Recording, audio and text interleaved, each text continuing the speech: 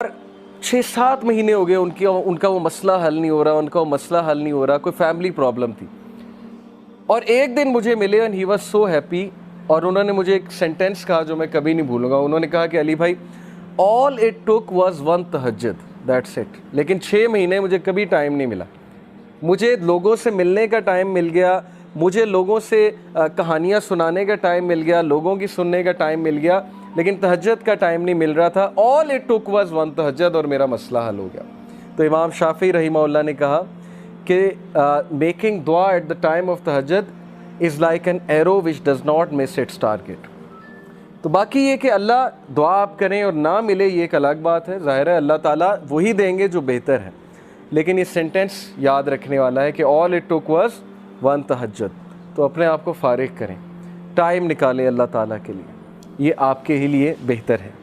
اور پھر یہ حدیث, انس بن مالک reported the messenger of Allah صلی اللہ علیہ وسلم said, Allah Almighty said, حدیث قدسی ہے, O son of Adam, if you call upon me and place your hope in me, I will forgive you without hesitation. اگر تم ہوپ میرے سے لگاؤ گے, امید میرے سے لگاؤ گے, تو میں تمہیں معاف کروں گا. Without any hesitation میں تمہیں معاف کروں گا.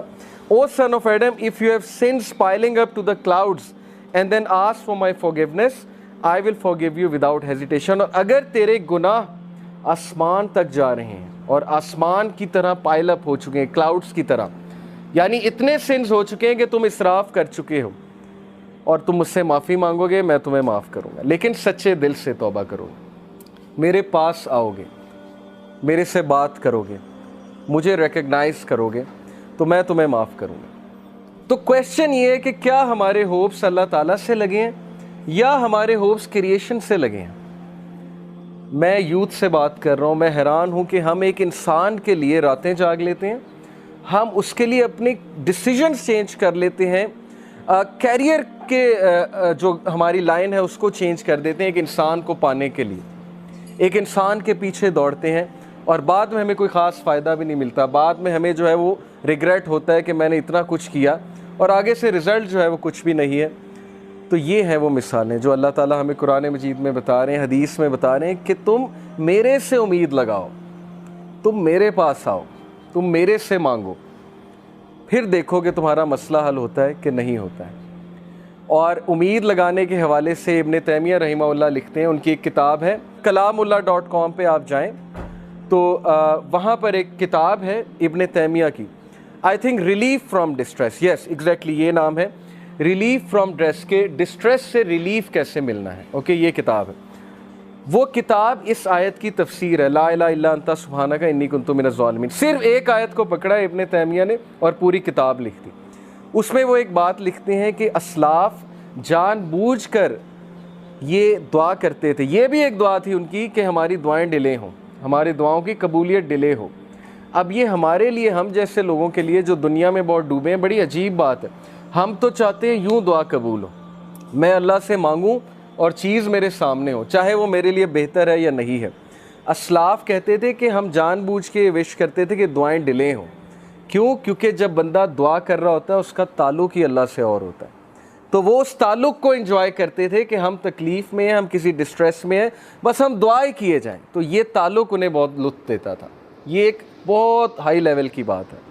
بتانا میں آپ کو یہ چاہ رہا ہوں کہ دیکھیں, مصیبتیں آتی ہیں, مشکلیں آتی ہیں, انسان پر بہت سے فیزز آتے ہیں, اور اس فیز میں اگر اللہ سے آپ کنیکٹ کر جائیں تو یہ آپ کے لیے خیر ہی خیر ہے, اور اس فیز میں اگر اللہ سے دور ہو جائیں تو پھر یہ شر ہے بہت بڑا. تو اللہ تعالیٰ کہتے ہیں کہ اے آدم کے بچے, اگر تیرے سنس پائل اپ کر جائیں کلاؤڈ جتنے, تب بھی میں تجھے معاف کروں گا اگر تو مجھ سے معافی مانگے گا. اور پھر اللہ تعالیٰ نے کہا, O son of Adam, if you come to me with enough sins to fill the earth, and then you meet me without associating anything with me, I will come to you with enough forgiveness to fill the earth. اگر تو مجھ سے ملاقات کرے اور تو مجھ سے معافی مانگے اور تیرے سنس ارتھ کو فل کرے ہوئے ہیں, یعنی انفائنائٹ سنس ہیں, اور تو مجھ سے معافی مانگے گا تو میں تجھے بالکل اتنی فارگیونیس کے ساتھ معافی کروں گا جتنے تیرے سنس, اور نہ صرف معاف کروں گا, تیرے سنس کو میں ریوارڈز میں کنورٹ کروں. سچ از اللہ کہ نہ صرف گناہ معاف ہوئے بلکہ گناہوں کو ریوارڈز میں کنورٹ کر دیا اللہ تعالیٰ نے. اتنا آسان ہے, ایک انسان کو منانا کتنا مشکل ہے، انسان کو منانے میں انسان بہت ذلیل ہوتا ہے، اللہ کو منانا کتنا آسان ہے۔ ٹھیک ہے، تو یہ ہے وہ مثالیں جس سے ہمیں سوچنا چاہیے کہ ہم کس ہستی کو اگنور کر رہے ہیں۔ ابو ذر reported, the messenger of Allah sallallahu alaihi wasallam said, Allah Almighty says, whoever comes with a good deed will have the reward of 10 like it and even more. جو کوئی اچھا عمل کرے گا میں اسے 10 ریوارڈز دوں گا، دنیا میں بھی اور آخرت میں بھی۔ دنیا کا ریوارڈ کیا ہے؟ ضروری نہیں کہ آپ کو پیسوں کی شکل میں مل جائے یا آپ کو کوئی reward as an materialistic reward مل جائے۔ عزت ہے، اللہ تعالیٰ کی طرف سے کنٹینٹمنٹ ہے، اچھی نیند ہے، اللہ تعالیٰ کی طرف سے اچھے دوست ہیں، اچھا لائف پارٹنر ہے، اچھی فیملی ہے، اچھی لائف ہے، عزت والی لائف ہے، یہ ریوارڈز ہیں۔